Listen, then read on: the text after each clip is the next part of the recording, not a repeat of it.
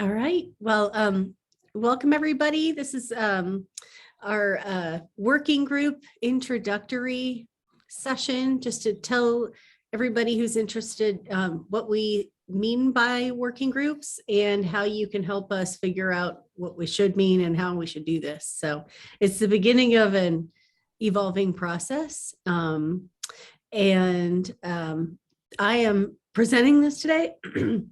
I'm Christine Hendren, Director of RIEEE, but it's also on behalf of the other directors of the centers who will also help shape this. Steve Siegel, Director of SAREC, Jamie Russell, Director of the Energy Center, and Ash Morgan, Director of SERPA. And of course, Grace Plummer, who's our dedicated research development specialist, making a lot of these things we'll present today possible. So I'm going to quick share my screen.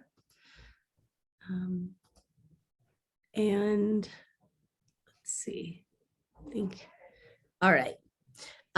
So here's us, RIEEE, Research Institute for Environment, Energy, and Economics. And today what we're going to cover in this session is working group support, kind of moving through 5 sections. We're going to talk about the RIEEE big goals and by extension, kind of how this working group model is intended to support that.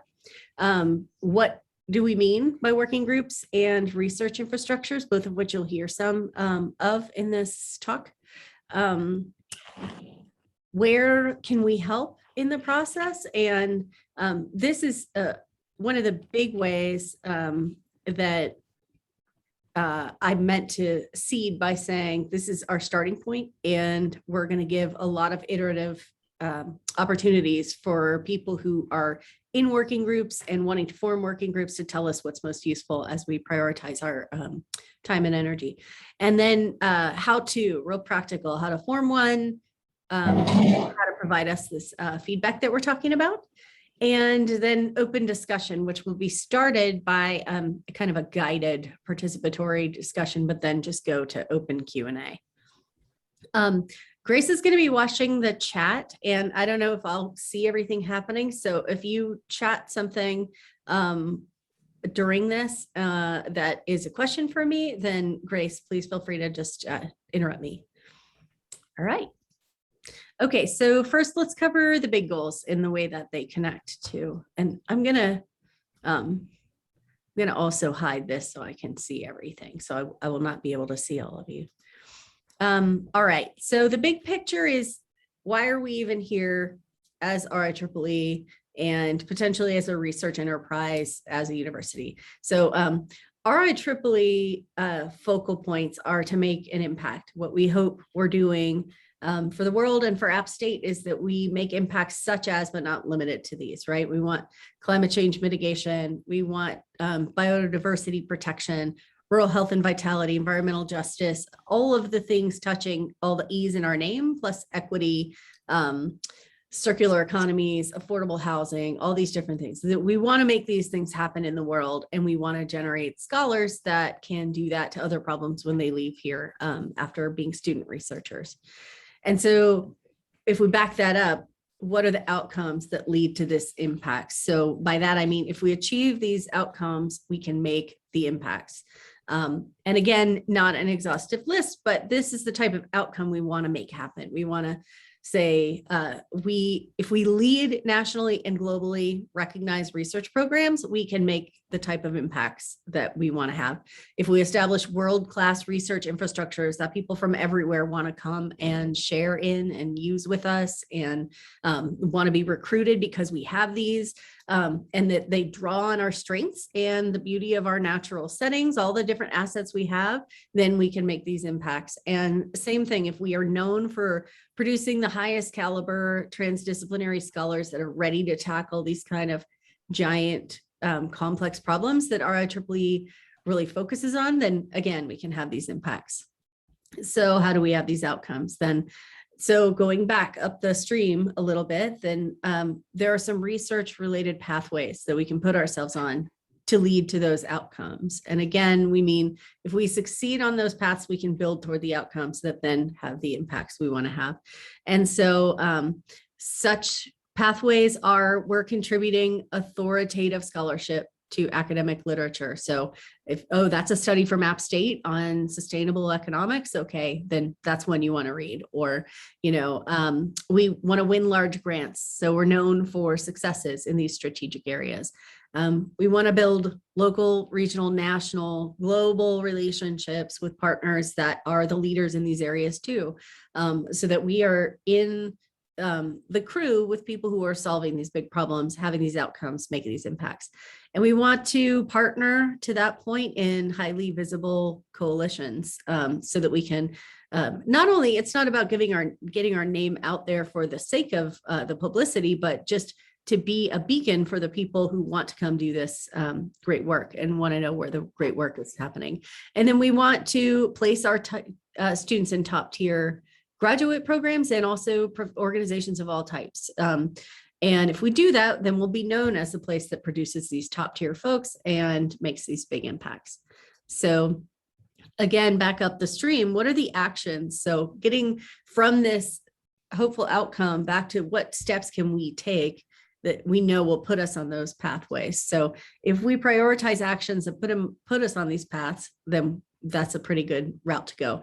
So those kind of include charting a clear course for our research endeavors, sustaining momentum between and across grants. We all know how much work it is to win a grant. And, you know, I recently was part of a team that won one. We've been working toward it for 4 years. So it kind of feels like the end of the finish line. It's really just the beginning of, 10 years of work together. So how do you sustain that momentum between and across that? You can't do it all by yourself. So how can we help do that? You want to employ best practice collaboration approaches. There are fields of study about how you can do this, evidence-based, to support and create culture of healthy collaboration and just some good collaboration hygiene, habits. So we can bring those to bear and do those intentionally. Also, we can prioritize sharing and synergizing investments. So if we have a great instrument that helps in one area of this research, let's make sure that other people who could be using it to build their platform and their research outlets can also use that. So just kind of leveraging each other's successes and then really sharpening our focus and messaging. Sometimes it's all right there. And all we would have to do is be able to have an elevator pitch or the right sentence for the right development officer to go and tell the right donor what they could invest in with X amount of dollars. If we have those ready for people, then those are steps that we can take to put us on these paths. And then backing up to why I'm saying this is because we think that RIEEE has some good roles to play. And RIEEE, of course, again, meaning the centers that make us up and all the people that are part of it. And those roles can include supporting what's happening, assisting with what people have already done and mobilized, enhancing the process, in some cases leading and then distributing the kind of the spoils, and then amplifying successes and advocating in several directions when there needs to be momentum built and protected. So these are the big picture goals that frame why we're doing any of the things we're doing. And then we'll talk a little bit about how does that connect to our working group model. So to start with that, what are working groups and what are research infrastructures? I feel a sneeze. If it happens, I'll just mute for a second. You can talk amongst yourselves. Okay, so this is a lot of words. I'll just be silent for a minute.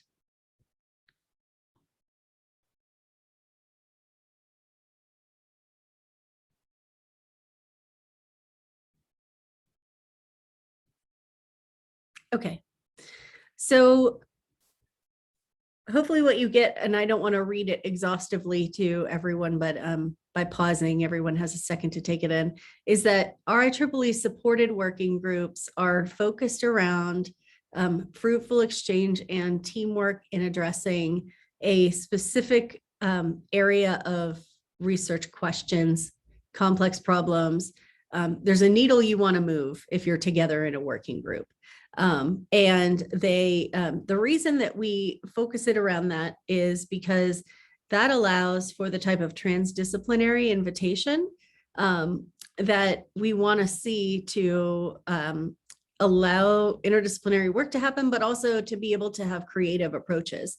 So if we say something very technical in our working group, like that only maybe one discipline would understand, then it's not going to create the kind of new intersections. That doesn't mean that they're not good projects if they're very technical and single discipline. It's just that that's not what this model is for.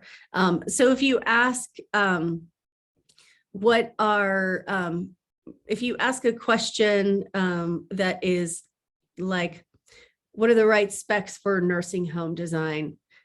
That's going to have some building folks and some regulation folks, maybe geriatric scientists, and that's going to be really narrow. If you ask, how do we better care for vital old age, then you might add in some music therapists to that group, and some ecosystem services protectors. And so that's the kind of thing we're trying to do, is ask a question that is a needle we want to move, but is also inclusive and gets at a problem that we think that we at App State have a good shake at making an impact on addressing.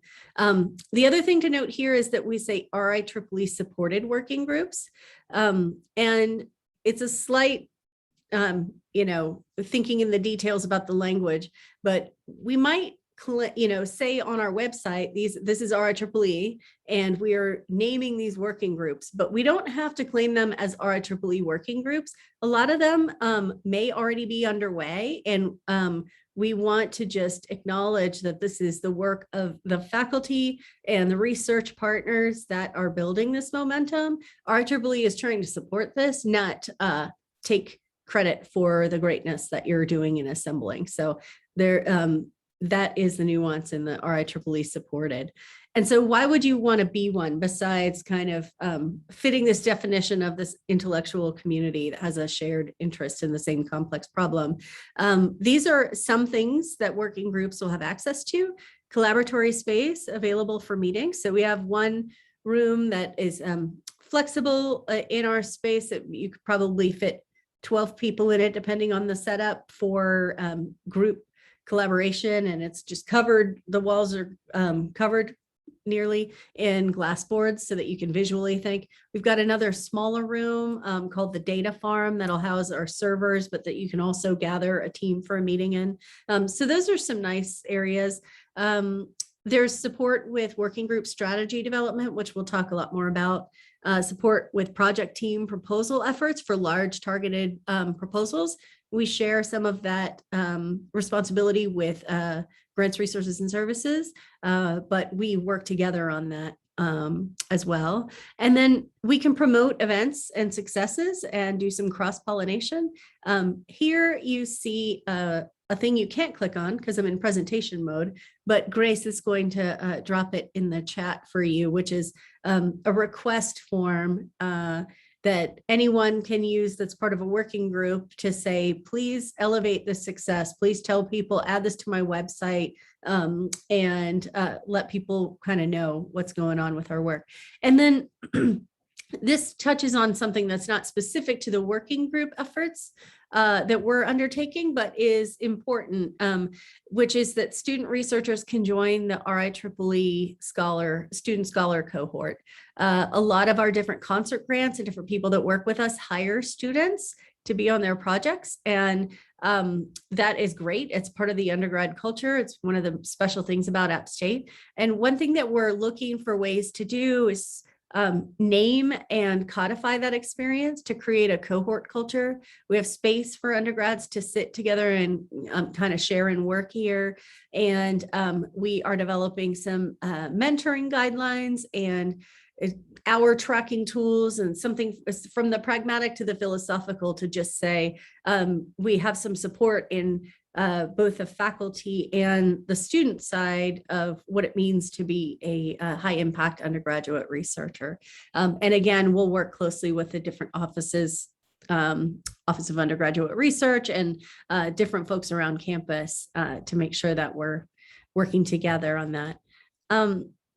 Separately, but importantly, research infrastructures are things that enable the research to happen. And so they're valuable resources that serve researchers in the process of undertaking their inquiry and their scholarship. And they may be something, depending on the working group, that the working group chooses to focus a lot of their energy on building up, if that's a strategic advantage. So thinking about the Sustainable Development Farm or the Nexus facility and smart greenhouse stuff, or New River Light and Power data sets, for example, which are quite protected. So you need to work very closely with the university on using those. All these different types of research infrastructures can provide an advantage and kind of a unique calling card to help put us on the map and advance our goals. And the reason I bring those up is that there's a special way that they can kind of interact with each other, but it's good to think of them distinctly. So research infrastructures are a concept that's helpful to think of in an individual, team, or working group strategy process, but also to kind of look in the aggregate sense at where there are certain things that if the university invested, or if we were able to get external funding to invest in, where would we be able to double dip? Where would that raise more than one boat with that rising tide? So physical infrastructures are one category of them. And these are easy to conceive of. These are things that you can touch, you can visit, you can take somebody to go see, like a working facility, a pilot site, the farm that I just mentioned, the Nexus facility, the biology department has a great ultracentrifuge. It can be anything where it's a physical infrastructure that enables research that is in the RIEEE space is the subset that we're thinking about. Another category is information or data infrastructures. And these are things that may not be available to everybody and gives us a competitive advantage and just a unique angle on our ability to do research. So one example is that App State is the steward of the oldest carbon dioxide emissions, atmospheric emissions data set in the world that was started in 1751. And because of Greg Marland, we have that here at App State. We can use it. And that's an advantage that that we should be highlighting and seeing how we can get the most out of. There are other rich data sets, some homegrown. So there's a water resources group that has a lot of Watauga County River data. There's an App Aqua New River data set. There's Appalair data sets. There's many more, but these could include monitoring systems, interfaces, and data themselves. So thinking about those are also great ways to think of multipliers between projects and groups. And then an important category that a lot of times, depending on the field in particular that somebody comes up through, you may not think of social infrastructures in the same way, but they play the same significant role in enabling research, and they take the same amount of or, you know, an analogous investment. So these are community partnerships, established collaborations with other institutions, longstanding academic network relationships that you can draw upon and trust, and then functioning stakeholder groups, which, you know, stakeholder is easy to add in every sentence, very difficult to make sure you're doing that right and that people know what they mean by it. So these are just some examples of some strong social infrastructures that we can build upon. And so we want to help teams identify the ones they have, the ones they need, and how can we be using them the best. Okay, so again, it can be easy because a lot of times people might say something like, let's make a working group around something that's actually, when you look at it, is actually a research infrastructure.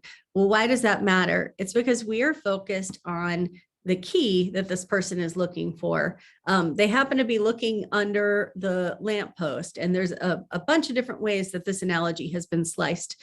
But for this, we're saying, okay, the complex problem that we all want to be addressing, moving the needle on, helping to fix, is this key that we're searching for.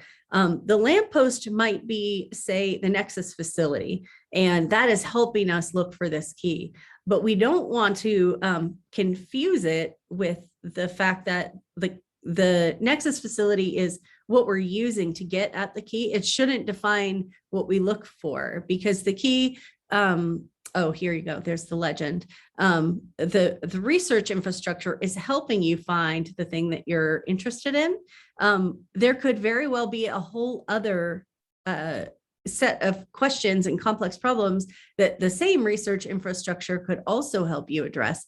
You don't want that to constrain the way that you pull your team together and the way that you strategize going for that.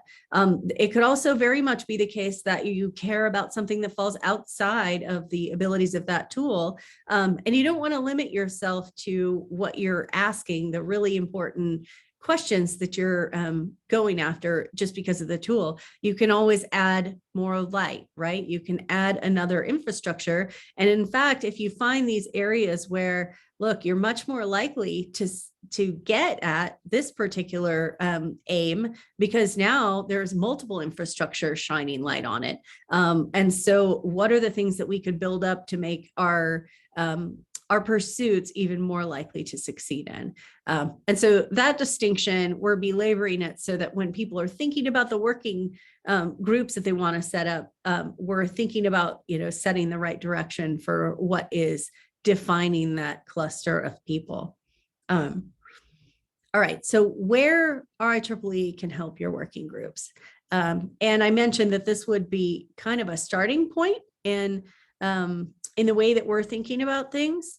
And so here's how we'll invite you to it. So let's say that you're a working group, and your working group for this purpose is the boat in the water. And what you might want some help with, or you might, depending on your working group, absolutely have a handle on this and not need any assistance from outside, is the vision and intention. So that's this compass, right? So what needles do you want to move? What would wild success look like if your working group was to get to this place?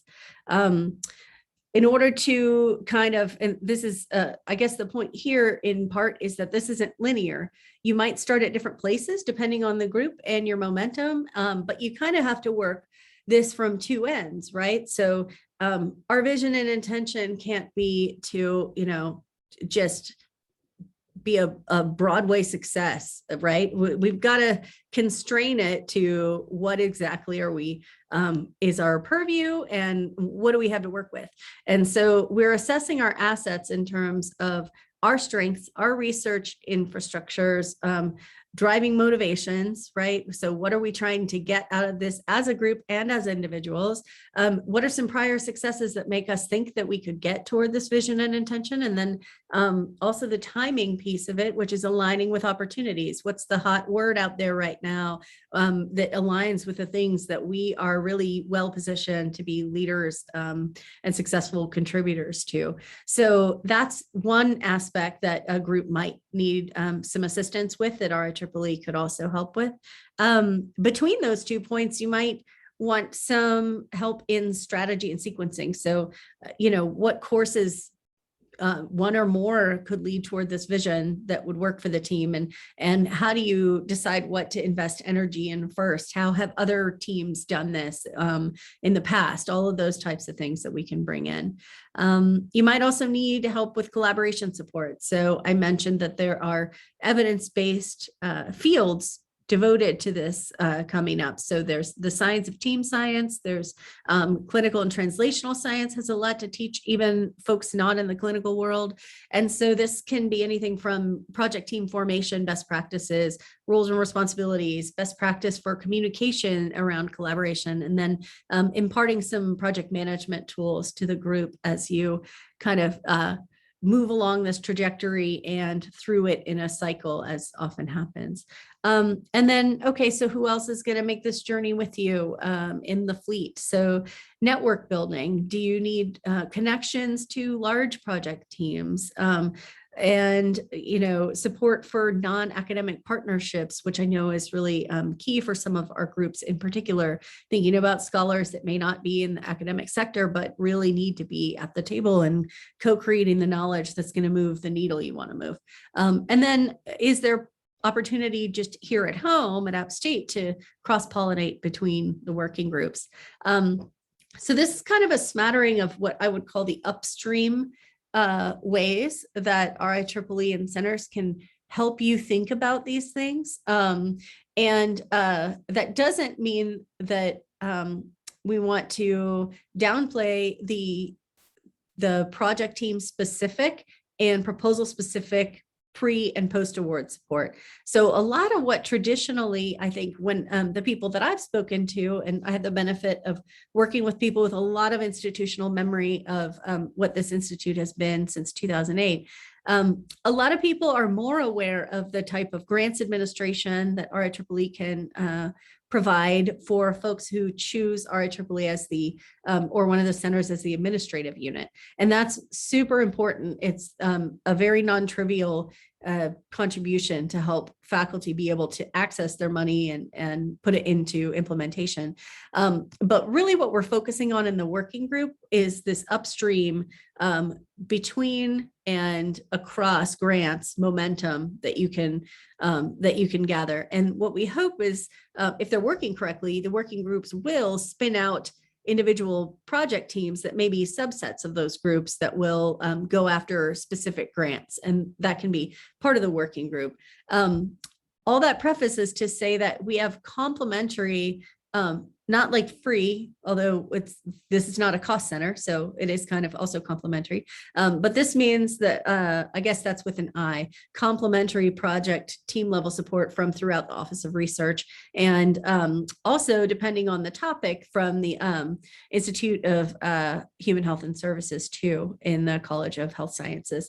But this team level support can also be found through grants, resources, and services, research design and analysis, sponsored programs, research protections, and special funds accounting. They all have their different roles.